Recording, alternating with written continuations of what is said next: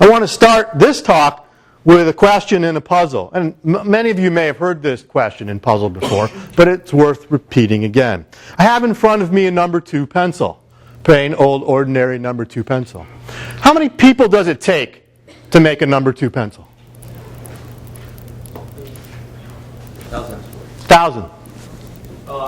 Hundreds of millions. Hundreds of millions. That's a pretty big range, from thousands to hundreds of millions. Why hundreds of millions? I think you're right, but why? Because you have the people who are not only mining the lead, people who make the tools to mine the lead. There you go. People who, everything. Right. It's wood, right? Where'd the wood come from? Well, somebody cut it down in a forest in British Columbia. What'd they use? Well, they used some power saw or machine or whatever. Okay, they took a coffee break. Someone made coffee. Where'd the eraser come from? It came from somewhere in South. The materials came from somewhere in South America by someone who picked it. And how did they pick it? Well, they had a machine, right? How'd the wood and everything get to the pencil factory? Well, it went on a train or a truck. Who built the train? Who built the truck? Right? We could go on and on like this all day long. Right? The number of people it takes to make a number 2 pencil is in some sense uncountable. Right? Hundreds of millions. I mean, we could keep going like that almost indefinitely. In some way, almost many people, I wouldn't say almost everyone, many people contribute to the making of just a very plain old ordinary number 2 pencil.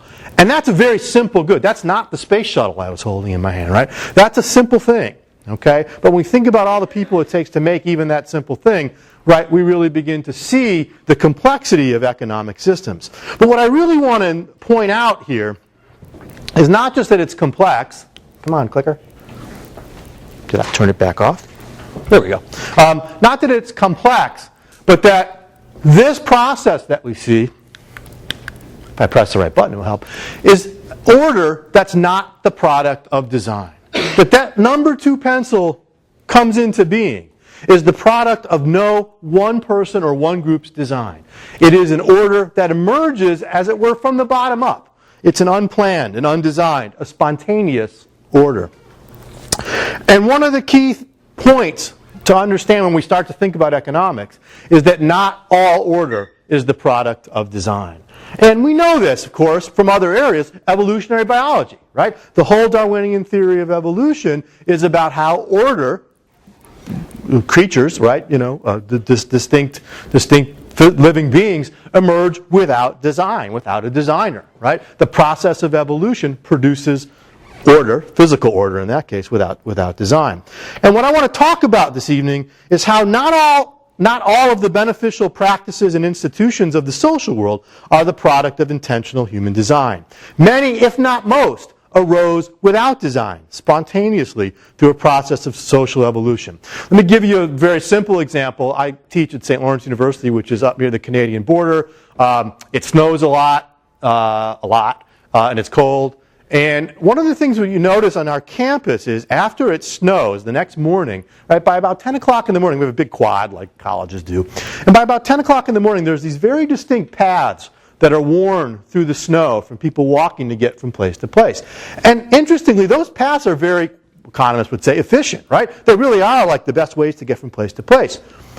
But nobody designs them. It's not like we hire a path packer who goes out in the middle of the night, right, and rolls down all these paths, okay? What happens? Well, somebody trudged through the snow first. Other people follow behind, and they follow the footsteps because it's easier to walk in the footsteps. And slowly but surely, after a while, you get these very distinct and worn paths. And those are beneficial, right, because it's much easier to walk through a path than 6 or 8 or 12 inches of snow. So those paths, and the same thing works with paths in a field if you're a hiker, right? Same thing, same sort of phenomenon there. Or you can talk about how when people get into an elevator, they seem to manage to position themselves optimally far apart from each other, right? You don't get in the elevator, there's one person in the corner, you go stand right next to them, right? That's more creeping, as my daughter would say. Okay? Right? There's a sort of order that develops there, right, from people optimally spacing themselves. So all of these are those are fairly trivial examples, but in the social world we have lots of really important examples. The evolution of money, which I'm going to talk about later. Language. Nobody invented the English language, right? There's an old Far Side cartoon, 2 cavemen sitting around going elbow, finger. Right? No, that's not how it worked. Okay? It evolved over time through these again, social evolutionary processes. The law, the rules of morality, and markets. Right? Markets are largely spontaneous orders. And again, as I said before, we recognize this in biology. The whole argument that is made by people who believe in so-called intelligent design, right? They say things like, well, the human eye, of course, is too complex to have evolved, quote, randomly.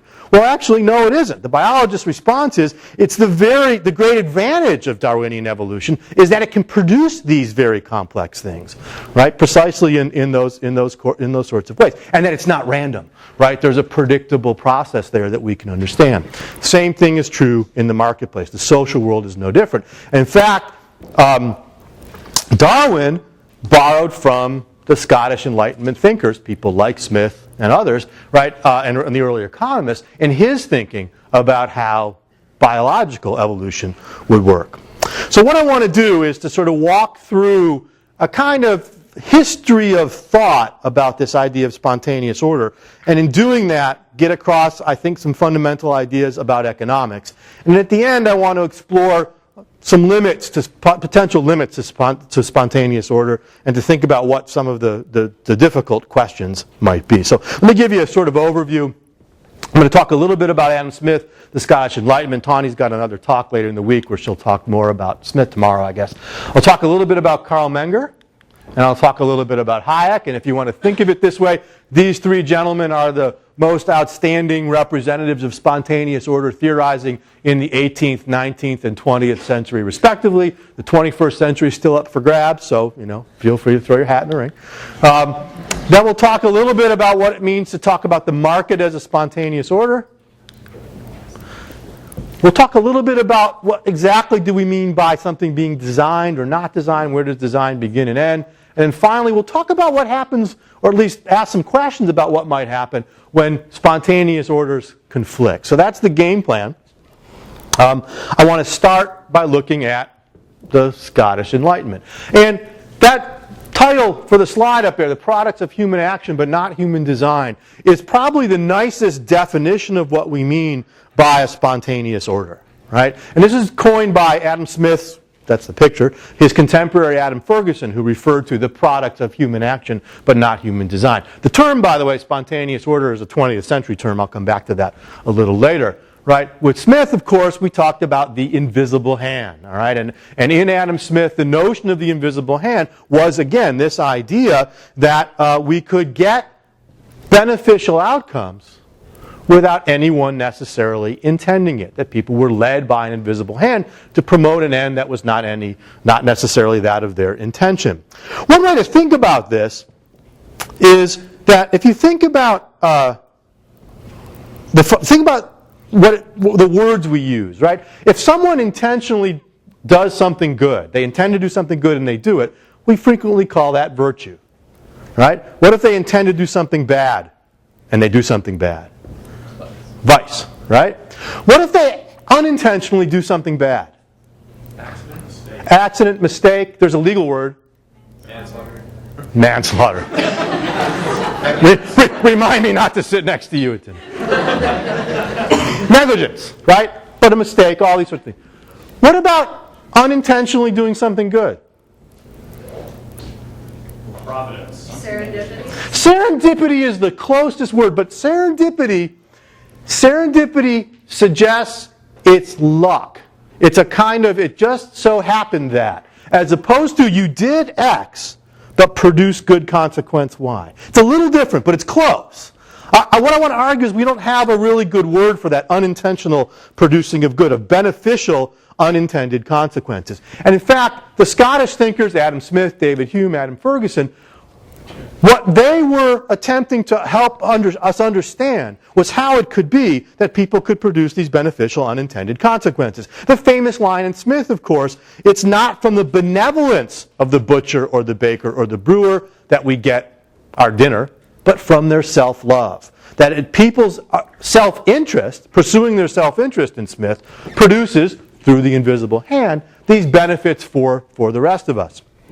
That notion of beneficial unintended consequences is really the core of spontaneous order thinking in the social world. What markets do in this view is to mesh the self-interest of actors in a way that makes it in our self-interest to do things that benefit others. So even though we might not intend to benefit others, pursuing our self-interest leads to that result. And I have to say something really important here, because it often gets overlooked in these discussions about the invisible hand. This does not mean all self-interested action produces good consequences. If I walk down in the front row and take a baseball bat and hit Marco in the head, okay, and grab his wallet, that's self-interested behavior on my part. Right? I don't know how much he's got in there. And if he does, it's probably euros anyway. Okay? Actually, these days, that might be a better deal than the dollar. All right? So, but that's self-interest on my part, but that's not producing any beneficial unintended consequences. In fact, it's producing not so beneficial ones for him. Right? For self-interest to produce beneficial unintended consequences, the institutional framework in which people act has to be right. That is, we need institutions that enable people to take actions that are self-interested, yet produce those results. As you might expect, right, the argument is that the institutions of the marketplace, right, respect for property and contract, respecting the rights of others, right, will enable this to happen. But it's not that it's not greed is good, right? It's not that any self-interest produces beneficial unintended consequences. And when you think about the pencil story, right, you can think about that a little in another kind of way, right?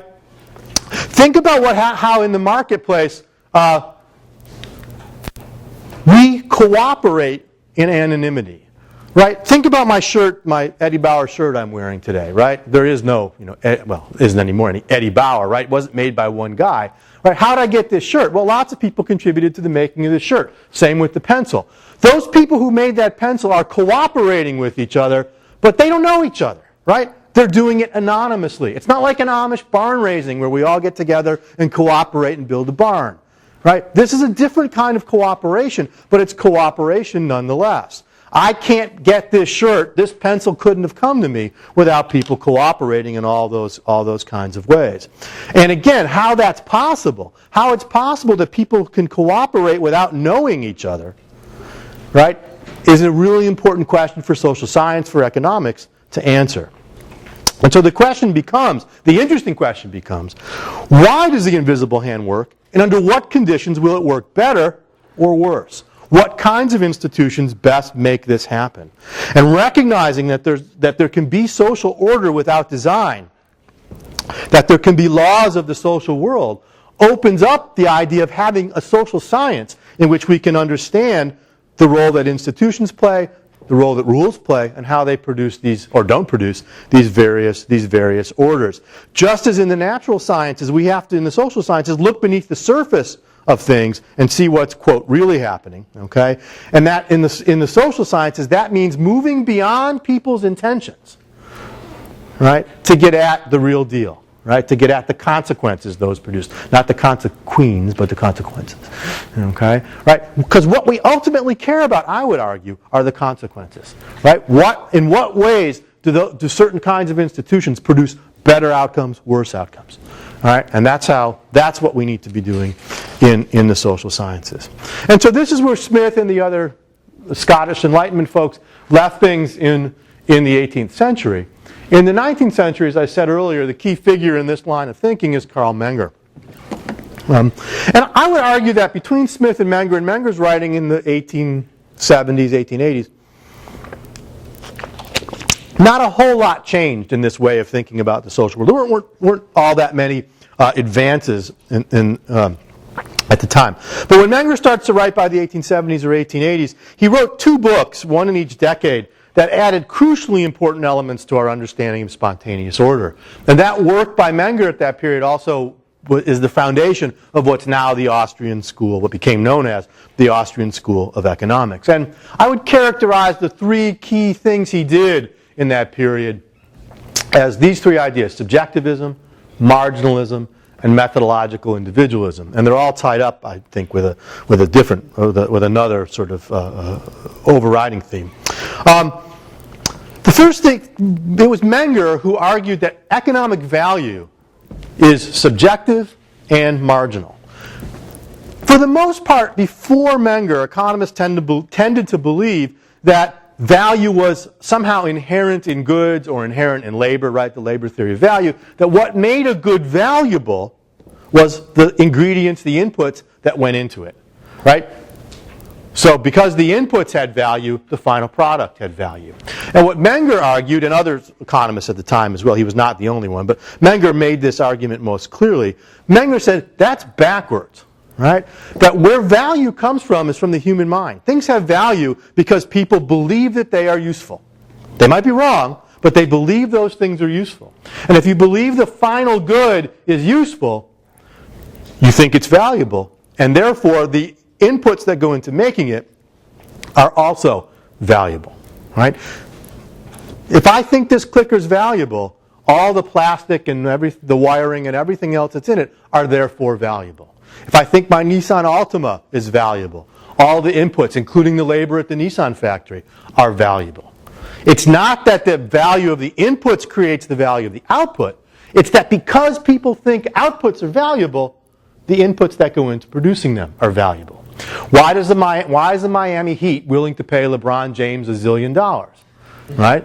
Because people, not because there's something inherent in LeBron James. LeBron James' basketball labor is valuable because people value the output, which is winning games, watching him play, whatever.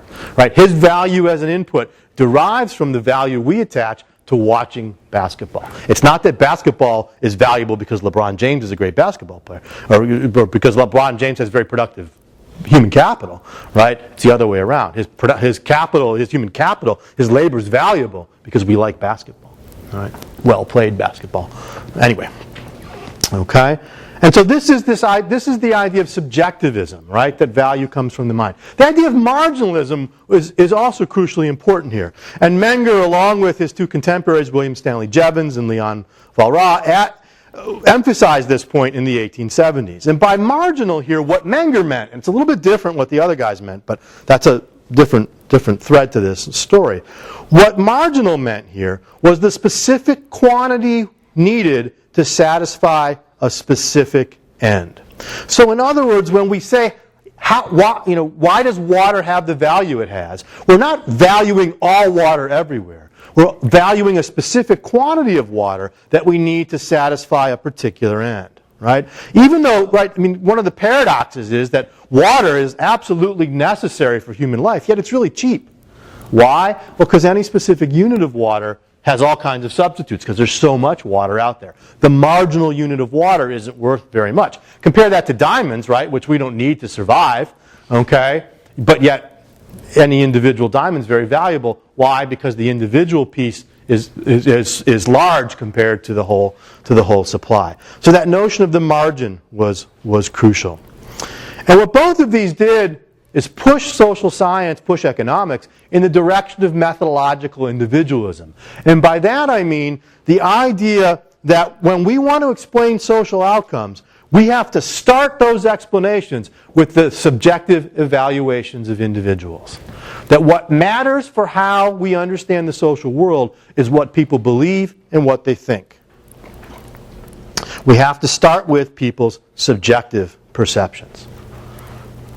And only individuals have those.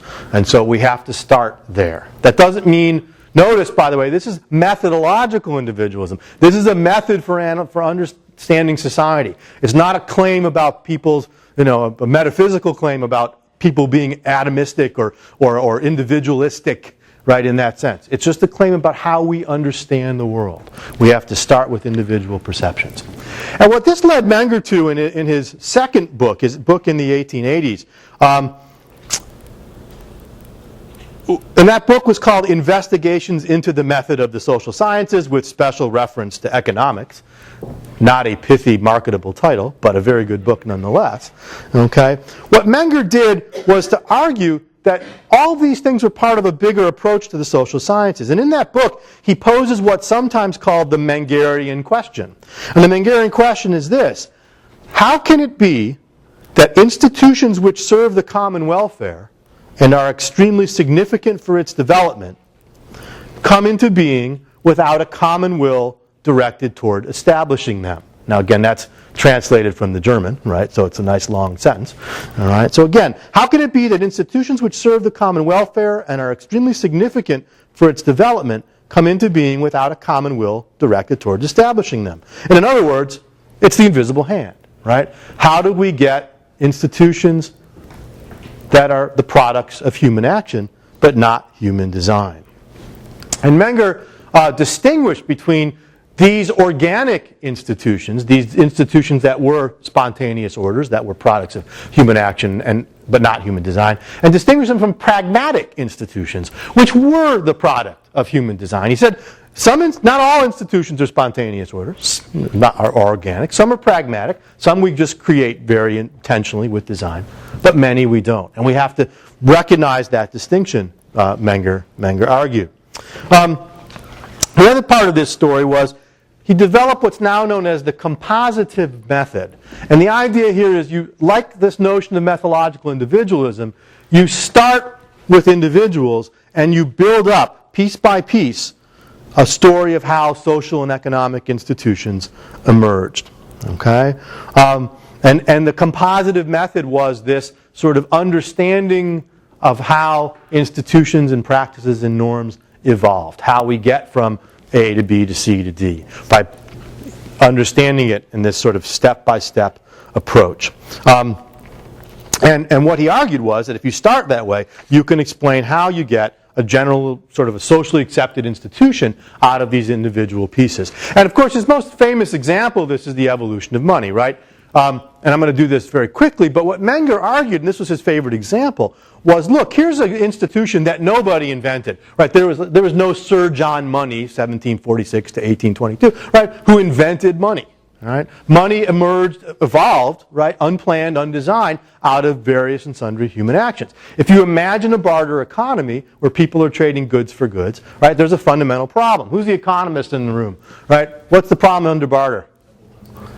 Yeah, the absence of a double coincidence of wants, right? In other words, if you want to trade in a barter system, not only do you have to find someone who has the thing you want, they have to want the thing you have. So if I want jambalaya, because it was pretty good tonight. If I want jambalaya, okay, I have to not only find someone who has jambalaya, but who wants whatever it is that I make that I'm selling. Let's say it's pizza. Okay? So you need a double coincidence of wants. And that's very hard to do. Thus the absence of, or the near absence of, or the costliness of finding a double coincidence of wants. So what Manger argues, what people will realize over time, it's in their own self-interest to hold stocks of goods that other people wish to have. So people will try to figure out, well, what can I get my hands on that lots of other people want, so that when I go to make a trade, I'll always have something they want. And so what he argues is that through this kind of search discovery process, people eventually try out all these different things. Some work better than others. And the ones that work best, the people who find those goods and start succeeding in making more trades, become wealthier. Other people look and go, wow, what's he doing? That seems to work. And they start imitating him or her, right? And after a while, this whatever people are using as this intermediary good for these exchanges becomes a kind of generally accepted medium of exchange. And that is how we define money. And so the precious metals, for example, became money because they were things that lots of people valued and other people began to recognize it. Yeah, money needs to have some physical properties too. Ice cream doesn't make very good money, right? Neither do cows because it's hard to make change. Okay? But so you need something that is storable, that's divisible, and all those sorts of things. But first and foremost, right, the necessary condition is it's got to be valued by other people, right? And that's the key to this process. And so one way of thinking about what Manger did was to take Adam Smith's focus on the division of labor and extend that to the division of knowledge. That for Manger, the social world, he began to hint at this idea that the social world was really, that social institutions were ultimately about overcoming these divisions of knowledge, helping us learn from each other. And I'm sure that some of you here have read a little bit of this guy, okay, F.A. Hayek. And Hayek in the 20th century becomes the person who really takes this idea that spontaneous order is about knowledge and runs with it. And his real contribution, I would argue, is to understand that spontaneous orders are, my phrase, epistemological ecologies, right? That what social spontaneous orders are systems for the use of knowledge, right? One of Hayek's most famous papers is the use of knowledge in society. And Hayek helps us understand why ultimately spontaneous order is about knowledge and what the implications are of that for understanding how markets work and why and under what circumstances they work better. And in Hayek, it's Hayek who really distinguishes this idea of made and spontaneous order. And he's the one who popularizes the phrase spontaneous order, although he didn't coin the phrase. The phrase was coined by his colleague at the University of Chicago, Michael Polanyi. Polanyi was a chemist who later became a philosopher of science. And he was a member of the Mont Pelerin Society, classical liberal in the 20th century. Polanyi's book, Personal Knowledge, is a wonderful book on the philosophy of science and what knowledge is, well worth reading. But Hayek made it distinguish between, like Manger did, between those orders that were spontaneous or unplanned or undesigned and those that were made. And by the way, the phrase spontaneous order, it's the one everyone uses, but in some ways it's awful. That word spontaneous is not as helpful as it could be. I actually prefer saying unplanned orders or undesigned orders. Spontaneous makes it sound like, as my students say, stuff happens, right? No, it doesn't just happen, okay? They're products of human action, not human design. It's not like spontaneous in a sort of random, bizarre sense. People actually are pursuing profit, right? They're behaving in very understandable ways. But the order they produce is undesigned or unplanned. Another way Hayek made this distinction was with these two words, economy versus catalaxy. Now, we tend to use economy to describe the whole economic system. But for Hayek, the word economy had a more narrow meaning. Economy, the original Greek root of economy, eco, anyone know what it refers to? The home. Yes, someone said it louder. The home, the household, right? And the idea that economics in the literal Greek sense was the management of the household. And what Hayek argued is, okay, if we take that literally, right, economies are made orders. A household is a made order. It's not a spontaneous order, right? And so he coined this word catalaxy. He didn't quite coin it, but he certainly used it in the way others had. Catalaxy to describe the spontaneous order of the marketplace. And catalaxy is from the Greek word for exchange. Okay? By the way, that same Greek root that for exchange also means to turn from an enemy into a friend and to admit into the community. And I think that's wonderful, right? That to think about exchange as doing those sorts of things. And so this term catalaxy refers to the nexus of exchanges that make up the market economy. And the idea behind catalaxy is, once again, that it's an undesigned order. So again, Hayek points out there's many social institutions that are made orders. For example, families or households, firms, the military, sports teams, Greek houses, and classrooms, right? You can name more. But those are all institutions that are not spontaneous orders. My kids wish my family was more of a spontaneous order sometime, but it's actually a dual dictatorship. Okay? They don't like it, but it's true. My classroom is not a spontaneous order. You don't get to choose what to do in my classroom. I decide what we're going to do today, right? So all these things, there are these non-spontaneous orders. So what differs between a made order and a spontaneous order? And Hayek argues one of the key differences is this, that in a made order we have unified purposes, right? We have one goal, one end we're seeking after. Everyone understands it and everyone works towards it. This is most obvious in, say, in a military, right? What's the win the war, right? Or win the battle, win the war. What about a firm? What's the unified end of a firm? Profit. Right, good. What about a sports team? Win. What about a family? It's a trick question. Be happy. Maybe. Okay. I don't know what the answer is for family, but I don't want to go there. I don't want to go there. All right. That's the next lecture. Okay. You might think about that question though. What is there a unified purpose there? But all those made orders have unified purposes, right? Or at least we think we can get a handle on them. Spontaneous orders, however, have no particular purpose of their own, right? What they allow us to do is to pursue all of our diversified purposes. Language might be the best example of this, right? What's the purpose of language? The purpose of language is to allow us to communicate all the various things we want to communicate. It has no singular purpose in that sense. It's a tool, right, but that can be used for all kinds of various ultimate ends. Markets. What Hayek argued is markets have no purpose of their own, no single end to which they go. What markets are there for is for all of us to use to pursue our own ends within, again, the rules of the game and various institutions. And what that implies is that in these made orders, right, we see people behaving in what we would think of as altruistic ways. They're willing, in those orders, they're both willing and able to sacrifice themselves for the greater good because they know what that good is, right, and they've committed to it by being part of that made order. That's why we see people sacrifice for other family members. I think sports teams is a good example here, right? Think of, if you know baseball or hockey, my two examples, right? In baseball, sometimes we ask a player to sacrifice bunt in baseball, right, to actually get out for the purpose of moving a runner up to help the team. I'm a huge hockey fan, right? Hockey, yeah. Red Wings too, by the way. Okay. Stop. All right. Well, that's a discussion at the social tonight. Okay. Not all right.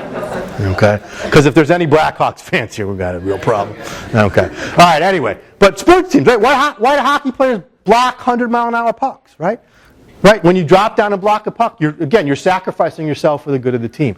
All those are possible within made orders, Hayek argues, because we know what the goal is. We understand our role with respect to the singular goal, and we do it. Right. When you go into work, it's like if you work at a grocery store, you don't go into work and say, you know what, I think I'll work produce today. No. The boss says, here's where you're going to work today. Right?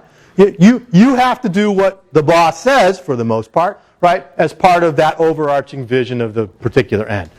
That's not how it works in spontaneous orders. People pursue their own ends, right, their own self-interest, and the rules of the game enable that self-interest to be channeled in ways that produce beneficial outcomes. Spontaneous orders have no concrete purpose other than to be a process by which the multiple purposes, the multiple ends of those who participate in them can be fulfilled. Spontaneous orders are rule-based. People follow rules. Made orders tend to be hierarchical or command-based. Made orders tend to be top-down. Spontaneous orders tend to be bottom-up. That's another way of looking at these same questions. Made orders run by command, spontaneous orders, undesigned orders run by abstract rules.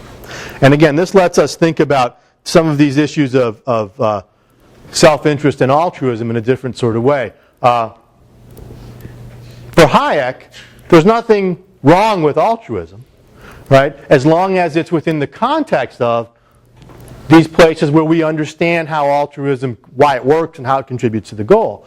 To force people to be altruistic in this kind of world isn't going to work, right? So this is about what the context is, whether or not self-interest or altruism is going to be effective as a way of motivating as a kind of behavior.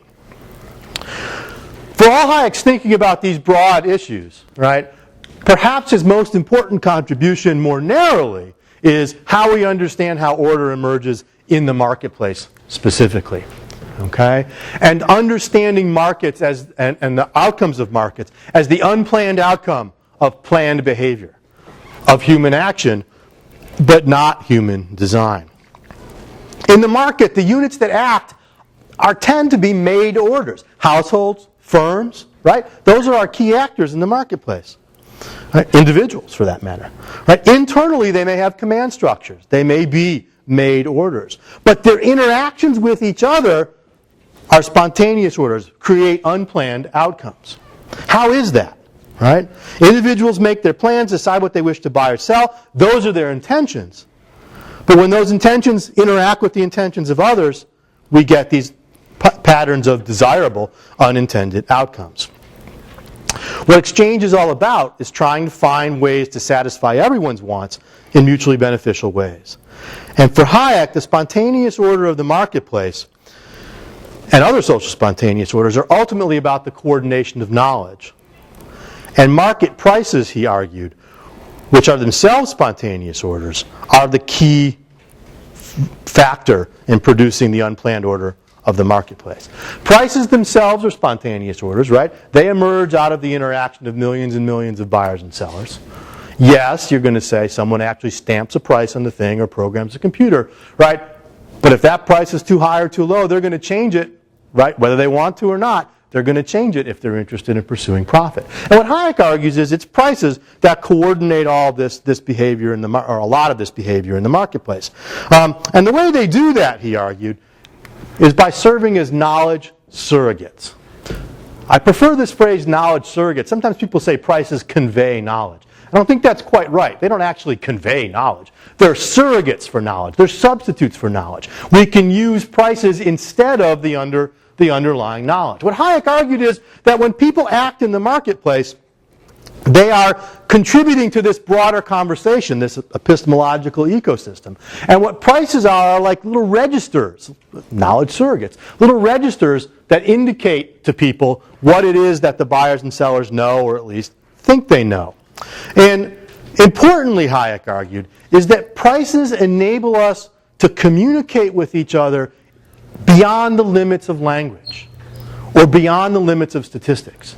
All right, someone might say, well, wait a second. If it's all about coordinating knowledge and we want to know how much of a certain good to produce, why can't we have everyone put all the data and their knowledge and preferences into a computer? There's this new thing called the internet, right? And we'll just put it all together and we'll figure out what the optimal amount of that good to produce is. And what Hayek argued is the problem with that view of the world is a problem with how it understands knowledge. He said knowledge isn't just this kind of scientific, articulable knowledge, right?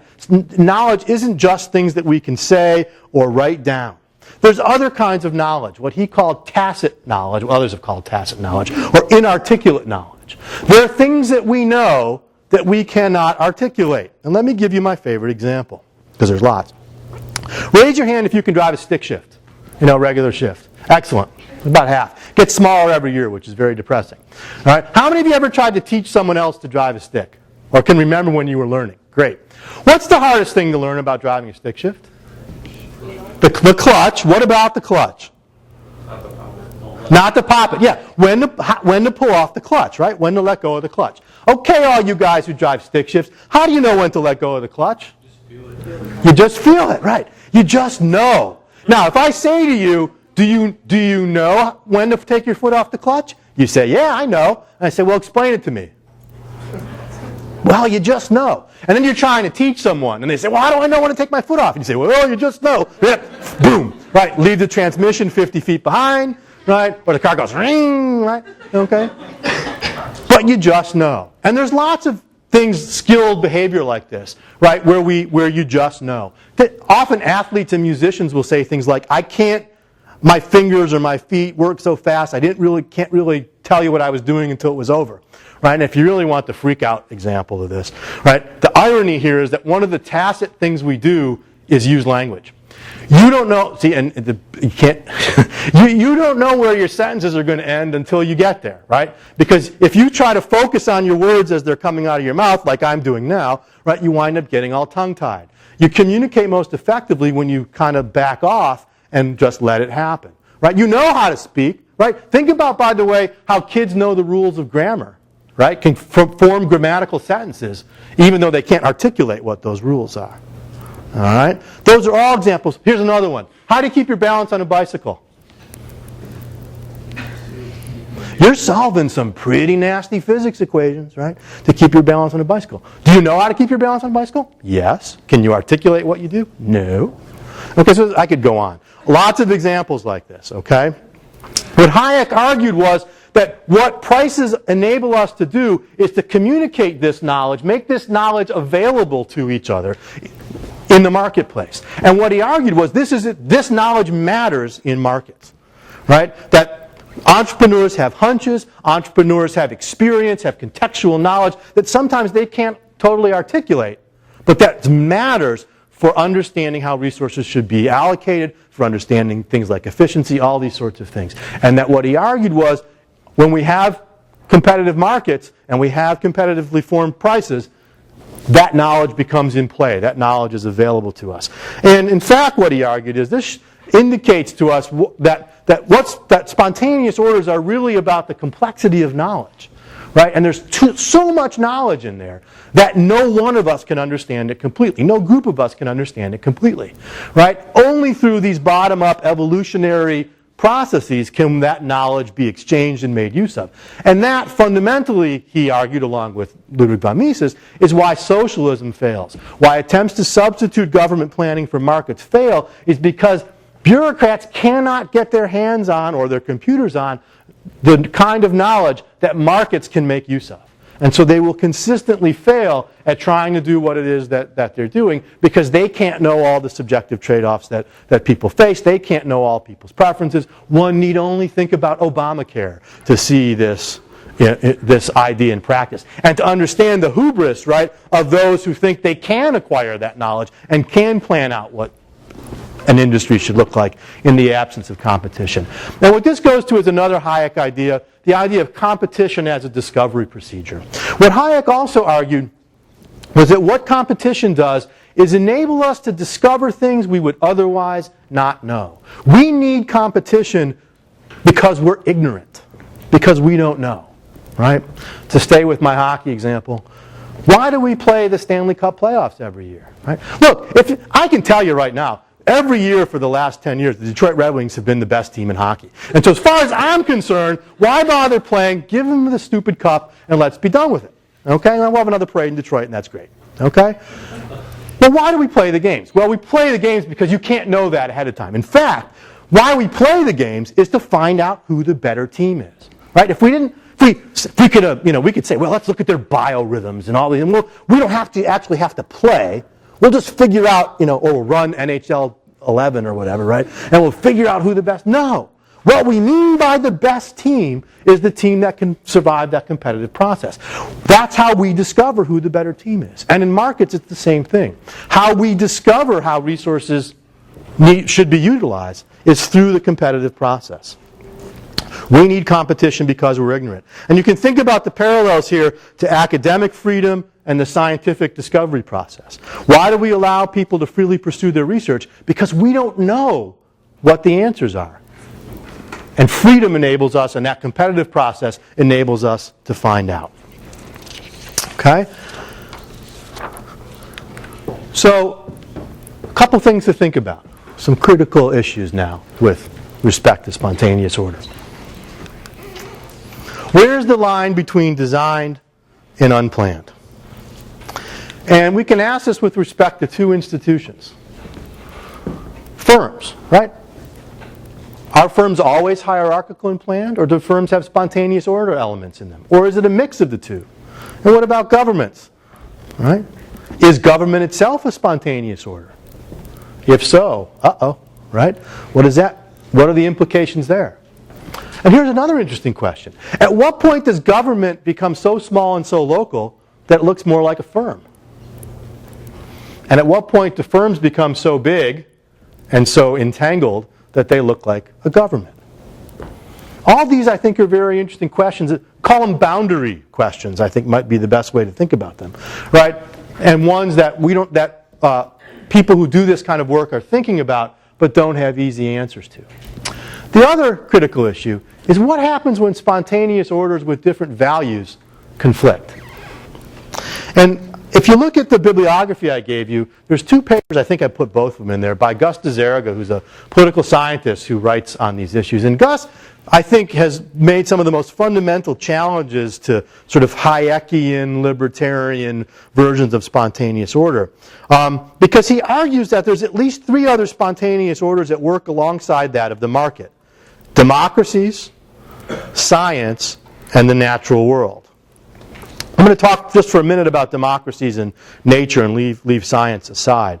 Gus argues that democratic government is a form of spontaneous order, no fundamentally different in structure than the market. It just operates, he argues, in a different realm, with different values and goals than the market does. Now what he argues is that perhaps the spontaneous order of the market rests on a certain set of values, one involving self-interest, broadly, and the usefulness of goods and services. If there are other values that people have that markets don't serve, say truth, in the spontaneous order of science, perhaps these other spontaneous orders serve them better. And perhaps when spontaneous orders conflict, it makes it difficult to achieve one set of values or the other. If you get too much market into science, it becomes perhaps harder for people to pursue truth, he argues. Or think about ecological systems, right? If markets lead us to interfere with those spontaneously ordered systems, such that market values allow no space for the expression of the other values we care about in the natural world, right? What happens then? Right? Why does it bother us, even libertarians, I think, to think about buying and selling votes? It's one set of values conflicting with another set of values, right? And so what Gus asked these questions, right, about these different kinds of systems. If we think votes are something that shouldn't be bought or sold, right, that raises interesting questions. Are there parallels between markets and nature or science? What do we do when spontaneous orders come into conflict? And is it a bad thing if the values of one form of spontaneous order trump the others? So when we think about these three systems, how do they interact? I don't have answers to this. I don't know if I buy Gus's answers either. But I think these are really important fundamental questions for us to think about. So, in sum, the idea of spontaneous order is central to social science and a central piece of classical liberal thought. Okay? But like everything else that we do, and we saw this already in Bill's lecture on rights, it's not without its difficult questions and problems. But I think that understanding the idea of spontaneous order, of understanding the idea that social order can emerge without design, is a fundamental principle that classical liberalism has articulated, and one that is frequently difficult to get across. People tend to think the social world is a product of design. And we've certainly seen that the last couple of years with the recession and financial crisis and all that. Both bad design and then hopefully the solutions being more good design.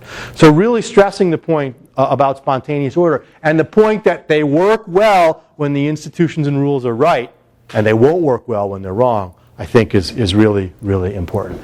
So I'm going to leave it there and let you go to breakout groups. I don't have any specific questions for you. Hopefully I've given you enough to think about to do so. So, see you in a little bit.